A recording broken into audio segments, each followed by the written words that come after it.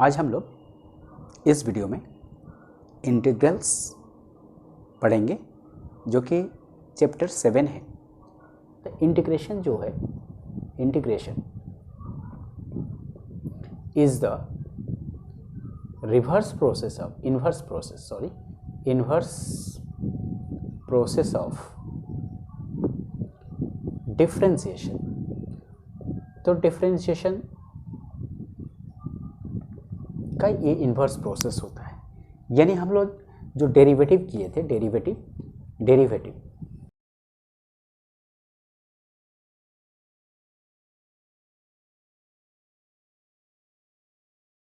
तो डेरिवेटिव का inverse process anti derivative, उसको हम लोग एंटी डेरिवेटिव बोलेंगे और वही एंटी डेरिवेटिव ही इंटीग्रल्स है। The formula that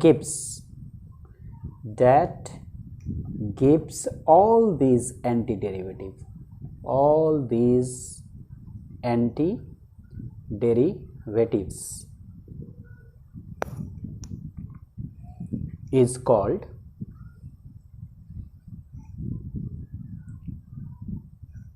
the indefinite integrals.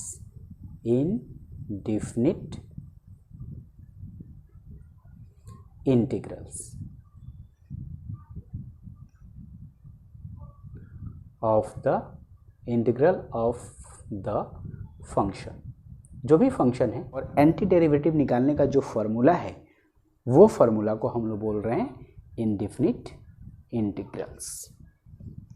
और ये जो प्रोसेस है, इसका जो प्रोसेस हुआ, जिस प्रोसेस से हम लोग एंटी डेरिवेटिव फाइंड कर रहे हैं, तो सच प्रोसेस ऑफ फाइंडिंग जो है ना, हमारा जो फाइंड करते हैं, तो process of finding anti derivative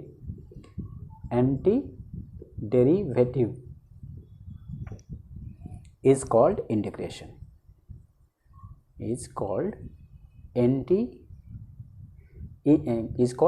integration. उसको हम लोग इंटीग्रेशन बोलते हैं। तो इंटीग्रल्स का जो डेवलपमेंट है, यहाँ देखिए, the development of integral calculus arises out of the effort of solving the problems of following types। किस टाइप्स के प्रॉब्लम को सॉल्व करने के लिए ये इंटीग्रल कैलकुलस का डेवलपमेंट हुआ है। तो सबसे पहला है the problem of finding a function whenever it's derivative is given. किसी फंक्शन का डेरिवेटिव गिवन है तो उसका फंक्शन क्या था, वो फाइंड करने के लिए इंटीग्रल कैलकुलस का यानी इंटीग्रल का यूज़ किया जाता है। और क्या है दूसरा प्रॉब्लम है the problem of finding the area bounded by the graph of a function under the certain condition. बोलने का मतलब, मान लेते हैं ये ग्राफ है, इस ग्राफ के अंडर में ये जो एरिया है, अंडर द ग्राफ जो एरिया है इस पॉइंट से लेकर इस पॉइंट के बीच में, तो ये जो एरिया है, एरिया बाउंडेड, इसका एरिया फाइंड करने के लिए हम लोग इंटीग्रल कैलकुलस का यूज़ करते हैं। these two types of problem, ये क्या होता, ये जो दो टाइप का प्रॉब्लम्स है, ये लीड करता है two forms of integral.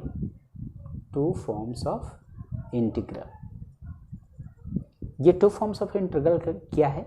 Number 1 एक है इंडेफिनिट इंटीग्रल है, इंडेफिनिट इंटीग्रल, और दूसरा जो टाइप है डेफिनिट इंटीग्रल।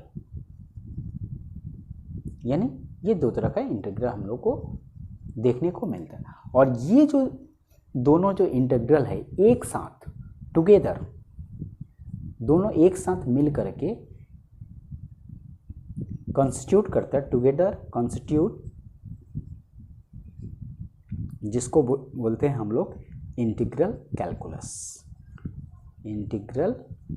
कैलकुलस। यानी इंडेफिनिट इंटीग्रल और डेफिनिट इंटीग्रल दोनों मिल करके बनाता है पूरा इंटीग्रल कैलकुलस को। हम लोग जानते हैं integration as an inverse process of differentiation.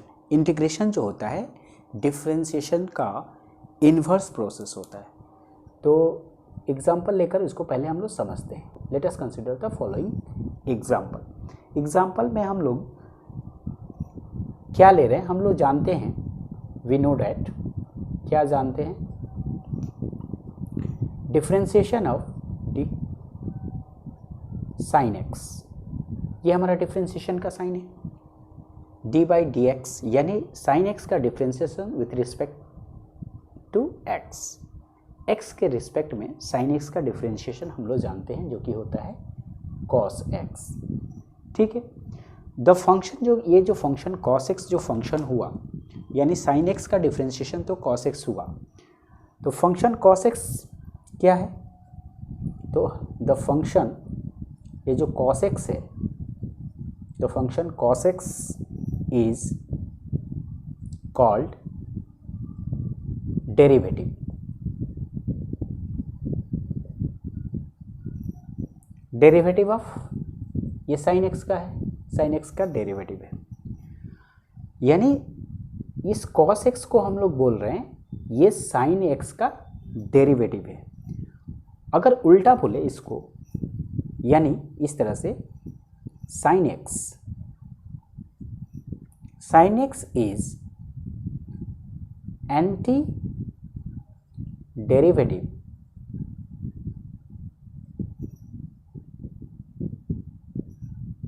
और इसी को हम लोग बोलेंगे इंटीग्रल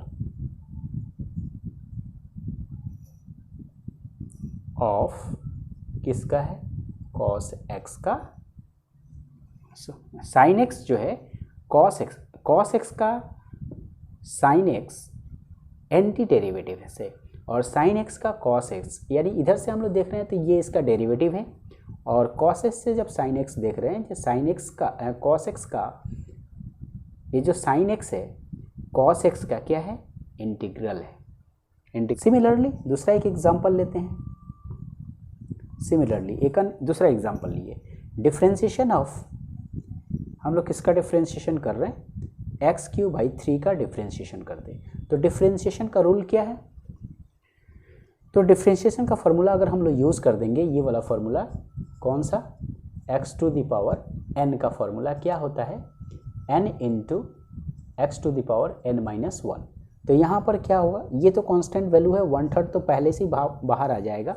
उसके बाद ये फॉर्मूला से n मतलब पावर n यानी 3 into x to the power 3 minus 1, इसका मतलब हो जाएगा 3 से कैंसिल हो जाएगा, x का आएगा स्क्वायर। एक और एग्जांपल लेते हैं similarly, differentiation of e to the power x, इसका डिफरेंशिएशन करेंगे तो क्या देगा, e to the power x ही आएगा। अब यहाँ पर जो देखिए, यहाँ पर जो हम लोग देख रहे हैं ये जो e to the power x का ये है derivative e to the power x, और अगर उल्टा देखेंगे तो e to the power x का anti derivative e to the power x है। यहाँ पर देखिए एक्स क्यू बाई 3 का डेरिवेटिव है ये एक्स स्क्वायर, और एक्स स्क्वायर का एंटी डेरिवेटिव है एक्स क्यू बाई 3। तो अगर इधर से यहाँ इस साइड देख रहे हैं तो ये हमारा डेरिवेटिव हो रहा है, इसका ठीक इन्वर्स देखेंगे तो एक्स स्क्वायर का एंटी डेरिवेटिव आएगा एक्स क्यू बाई 3। अच्छा, किसी भी एक कांस्टेंट के लिए लिखते हैं, मान लेते हैं कोई एक कांस्टेंट है, एग्जांपल लिए डिफरेंशिएशन कर रहे हैं सी हुआ क्या है, एक कांस्टेंट, कांस्टेंट्स का डिफरेंशिएशन क्या होता है, 0।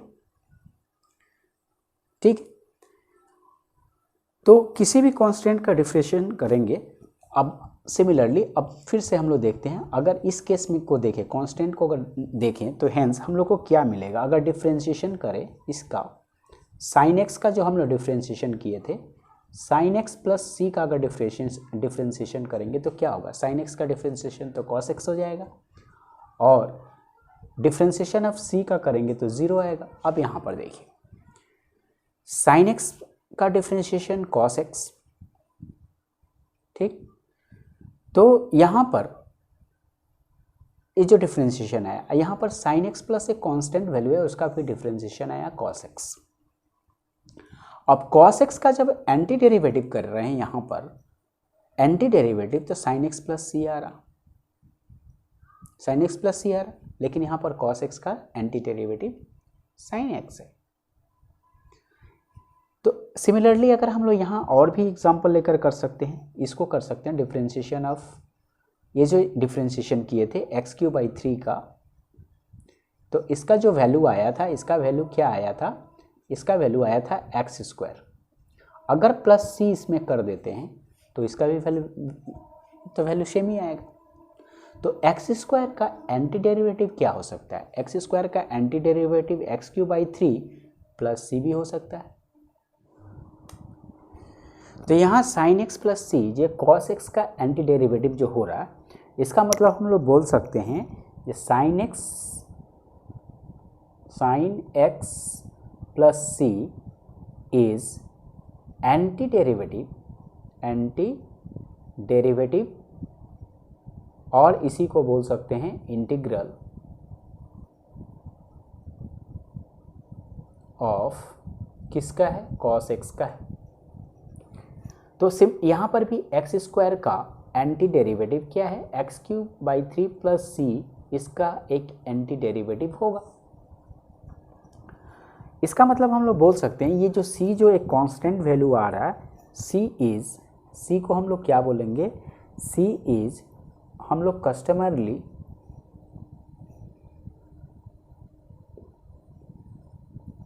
रेफर्ड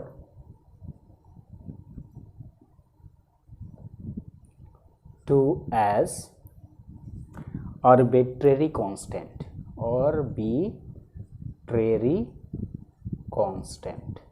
यानी इस c को जो हम लोग बार बार एक कांस्टेंट वैल्यू ले रहे हैं, उसको हम लोग आर्बिट्रेरी कांस्टेंट रेफर करते हैं, मतलब उसको आर्बिट्रेरी कांस्टेंट बोलते हैं, या इसी को हम लोग कहते हैं आल्सो कॉल्ड, इसी का एक अलग नाम है, also called constant of integration. यानी जब भी हम लोग इंटीग्रेट करेंगे यानी इंटीग्रेशन करेंगे, तो किसी का भी जब इंटीग्रेशन करेंगे तो एक कांस्टेंट वैल्यू आएगा ही आएगा। नोटेशन, इंटीग्रेशन का हम लोग नोटेशन देखेंगे। नोटेशन माने हम लोग इंटीग्रेशन को कैसे रिप्रेजेंट करते हैं।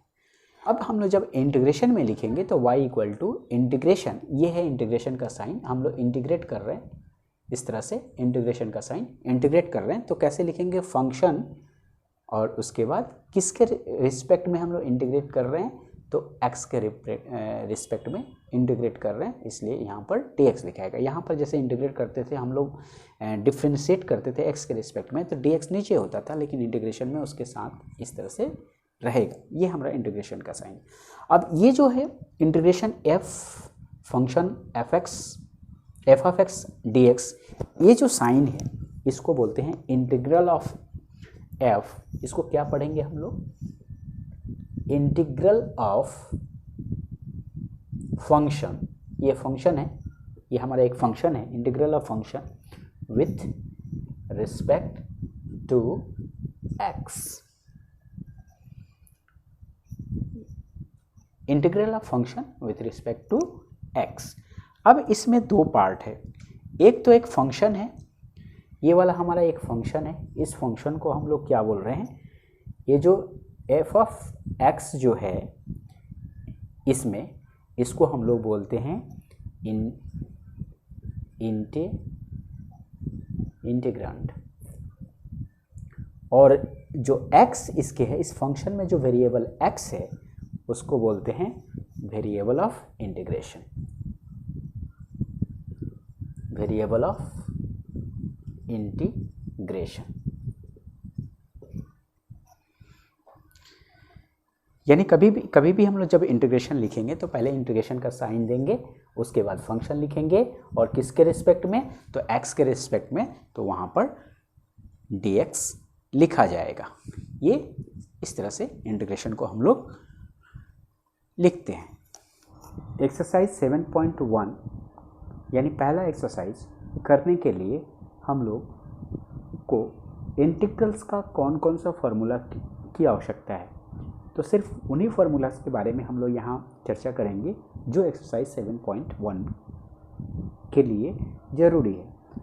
तो इंटीग्रल्स का फॉर्मूला हम लोग ये जानते हैं कि इंटीग्रल्स जो होता है इनवर्स ऑफ डेरिवेटिव्स होता है। तो पहले हम लोग डेरिवेटिव्स का फॉर्मूला को देखेंगे, उसके बाद उससे हम लोग इंटीग्रल्स का फॉर्मूला को डिराइव करेंगे। तो अगर डेरिवेटिव का फॉर्मूला हम लोग जानते हैं, जैसे पहले फॉर्मूला है डेरिवेटिव का, ये differentiation of x to the power n+1 divided by n+1 का जो ये डेरिवेटिव है उसका। तो अगर हम लोग x to the power n का इंटीग्रेशन करेंगे, यानी इसका इंटीग्रेशन करेंगे, integration of x to the power n with respect to x के रिस्पेक्ट में जब इसका इंटीग्रेशन करेंगे तो क्या मिलेगा, इसी का एंटी डेरिवेटिव ये वाला मिलेगा, यानी x to the power n+1 divided by n+1। यानी जो डेरिवेटिव में क्या था, ये जो पावर का इनटू होता था और पावर माइनस में, जैसे कि हम लोग ये फार्मूला जानते हैं डिफ्रेंशिएशन का x पावर n का, क्या होता था, n जो होता था इनटू में आता था और x का पावर में से 1 एक माइनस हो जाता था। लेकिन इंटीग्रेशन में क्या होगा, ठीक इसका अपोजिट होगा, ये जो पावर है उसमें +1 होकर डिवाइड होगा और पावर और एक ऐड हो जाएगा, ये इसका एंटी डेरिवेटिव हुआ। अच्छा, यहाँ हम लोग डिफ्रेंशिएशन ऑफ x का जो डिफ्रेंशिएशन 1 होता था, तो किसी भी कांस्टेंट 1 dx, मतलब 1 dx तो लिखेंगे नहीं, तो इंटीग्रेशन ऑफ dx, अगर इसका हम लोग इंटीग्रेशन करते हैं तो क्या मिलेगा, तो इसका देखिए 1 का डिफ्रेंशिएशन x, एंटी डेरिवेटिव 1 का क्या होगा, x होगा। अब यहाँ पर similarly integration of cos x निकालेंगे तो उसका एंटी डेरिवेटिव क्या है, sin x है, तो sin x हो जाएगा। sin x का क्या होगा, इंटीग्रेशन ऑफ sin x करेंगे तो वो हम दे देगा -cos x। लेकिन और एक चीज़ बात ख्याल करना है, ये तो एंटी डेरिवेटिव इस तरह से होगा, ठीक है, डेरिवेटिव का एंटी डेरिवेटिव, लेकिन और एक चीज़ हम लोग इसके पहले भी हम लोग करके देखे थे, जिसको हम लोग बोलते हैं एक आर्बिट्रेरी कांस्टेंट आएगा, यानी कांस्टेंट ऑफ इंटीग्रेशन एक टर्म सब में ऐड होगा, यानी +c इसमें भी आएगा, +c इसमें भी आएगा, +c इसमें भी आएगा, +c, वेयर c क्या है, ये है कांस्टेंट ऑफ इंटीग्रेशन, ये c क्या है, कांस्टेंट ऑफ इंटीग्रेशन है। यानी सभी में जब भी हम लोग इंटीग्रेट करेंगे, जब भी हम लोग फार्मूला डेरिवेटिव का एंटी डेरिवेटिव करेंगे, प्लस उसमें एक कांस्टेंट को ऐड जरूर करेंगे। नेक्स्ट है इसका एंटी डेरिवेटिव करेंगे सेक स्क्वायर x का विथ रिस्पेक्ट टू x से हम लोग इंटीग्रेट कर रहे हैं, तो इसका क्या देगा, इंटीग्रेशन देगा tan x, प्लस क्या लिखेंगे, c लिखेंगे। अच्छा, integration of cosec square x with respect to x जब इंटीग्रेट कर रहे हैं उसको, तो माइनस दे रहा है cot x प्लस c। फिर इसका इंटीग्रेशन करेंगे, integration of sec x tan x with respect to x equal to क्या देगा, sec x देगा प्लस एक कांस्टेंट देगा, आर्बिट्रेरी कांस्टेंट, या इसको बोल सकते हैं कांस्टेंट ऑफ इंटीग्रेशन। उसके बाद माइनस ये जो integration of cosec x into sec x with respect to x, जब इसको इंटीग्रेट करेंगे तो माइनस देगा cosec x। तो इस तरह से हम लोग फार्मूला को याद रखेंगे। अगर डेरिवेटिव का फार्मूला हम लोग को याद है, डेरिवेटिव का फार्मूला अगर जानते हैं, तो उसका एंटी डेरिवेटिव निकाल सकते हैं इजीली। तो ये हमारा है इंटीग्रेशन का फॉर्मूला, ये है। इसके अलावा और भी एक्सरसाइज 7.1 में कुछ इंटीग्रेशन का फॉर्मूला लगेगा, जिसको हम और अभी लिखेंगे।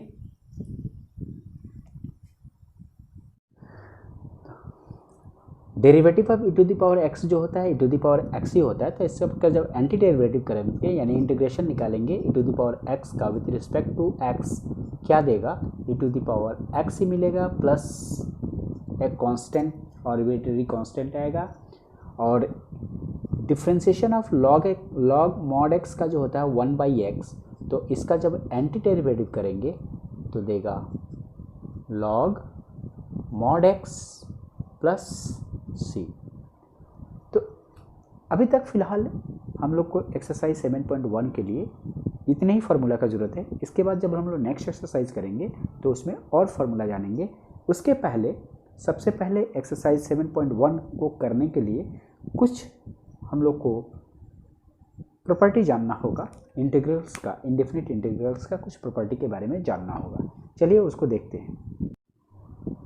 तो एक्सरसाइज शुरू करने से पहले तो फार्मूला तो जानना ही होगा, फार्मूला तो ख्याल रखना ही होगा, लेकिन साथ ही साथ कुछ प्रॉपर्टी है इंडेफिनिट इंटीग्रल्स को, उनको भी ख्याल रखना है, उनको ध्यान में रखना है। और उसको ध्यान में रखते हुए हम यहाँ पर 4 तो प्रॉपर्टी लिखे हैं, 4 1 देखिए 1 2 3 4, यानी जब भी हम लोग इंटीग्रेशन करेंगे तो इन प्रॉपर्टी को ख्याल रखेंगे।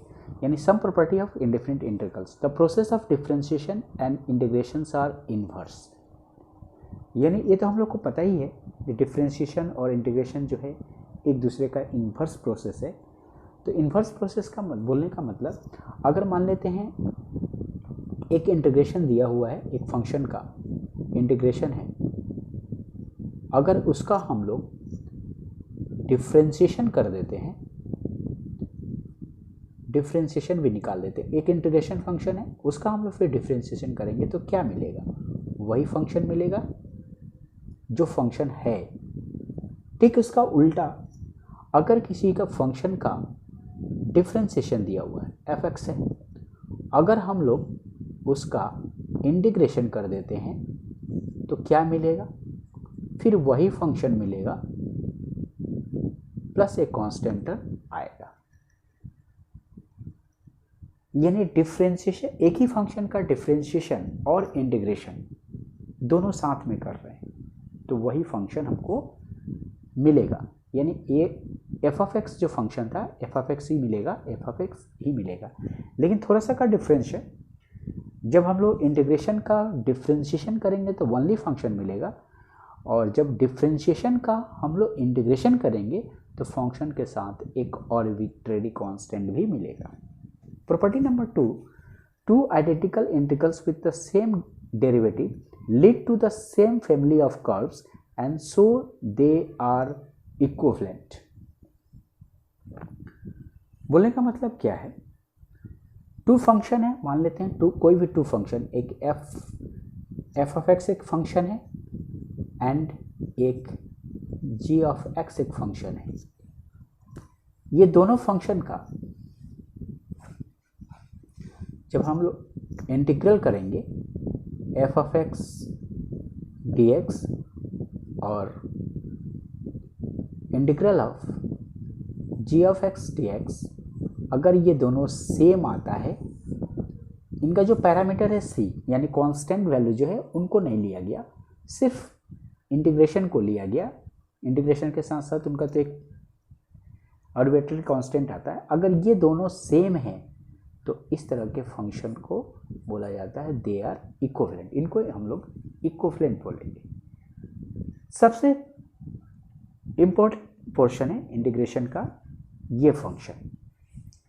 यहाँ पर दो फंक्शंस का सम और डिफरेंस कुछ भी हो सकता है। f(x) एक फंक्शन है, g(x) फंक्शन है, प्लस माइनस, अगर दो फंक्शन इस तरह से प्लस में दिया हुआ है, अगर उसका इंटीग्रेशन करना होता है तो क्या होगा?